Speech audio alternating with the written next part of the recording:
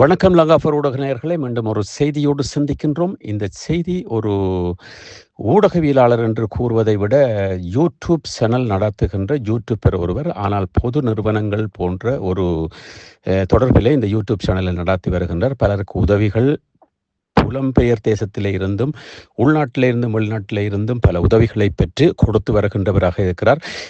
அண்மை காலங்களாக கிருஷ்ணா அவர்கள் கைது செய்ததன் பிற்பாடும் முற்பாடும் இவரை பற்றிய ஒரு சில தகவல்களும் சரி தவறு தாண்டி சர்ச்சையாகவும் போற்றுதலாகவும் வாழ்த்துதலாகவும் பேசப்பட்டு வருகின்றது வந்திருந்தது. ஒரு சில முகம் காட்டாத இனம் தெரியாதவர்களால் நடத்தப்படுகின்ற ஒரு சில முகநூல் பக்கங்களிலேயும் இவர் சர்ச்சைக்குரியவர் என்று பிரசுரித்து வருவதையும் ஒரு சிலர் இவரால் தாக்கப்பட்டிருக்கிறார்கள் என்பதையும் செய்தியாக வெளியிட்டிருந்தார்கள், பார்க்கக்கூடியதாக இருக்கிறது. அதை பல ஊடகங்கள் தாங்களும் பிரதி செய்து அதனை பிரசுரித்திருந்தனர். இவர் இப்பொழுது கைது செய்யப்பட்டதன் காரணம் இவர் ஊழல் தொடர்பாகவோ இவருடைய யூடியூப் சேனல் தொடர்பாகவோ அல்லது பொது நிறுவனங்கள் நடத்துகின்றதில் ஏதாவது ஊழல் தொடர்பாகவோ அல்ல.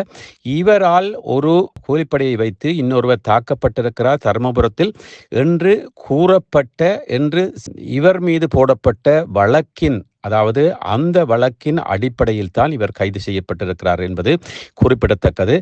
மேலும் கிருஷ்ணா அவர்கள் கைது செய்யப்படுகின்ற பொழுது ஒரு சில ஒளிநாடாக்கள் மூலமும் கைது செய்யப்பட்டார். அதன் பிற்பாடு பல விடயங்கள் வெளியே வந்தன. போலீசார் அவர்கள் துப்பு துலக்கி தங்களுடைய வேலையை பார்த்து கொண்டிருக்கிறார்கள். அது ஒருபுறம் இருக்கு.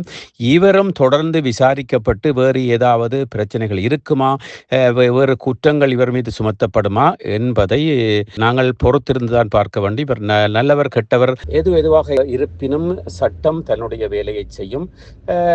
காரணம் இல்லாமல் இவர் கைது செய்யப்பட்டாரா அல்லது உண்மையிலேயே குற்றச்செயலால் கைது செய்யப்பட்டாரா என்பது போலீசார் இனிமேல் தருகின்ற அந்த செய்தியில் இருந்துதான், அவர்கள் குறிப்பிடுகின்ற அவர்களுடைய அந்த முடிவிலிருந்துதான் நாங்கள் இதனை நிரூபணமாக உங்களுக்கு கூற முடியும். தொடர்ந்து மணந்திருங்கள். இப்படியான செய்திகளை உடனுக்குடன் பார்ப்பதற்கும் கேட்பதற்கும் லங்காஃபர் ஊடகத்தோடு இணைந்திருங்கள். இலங்கையில்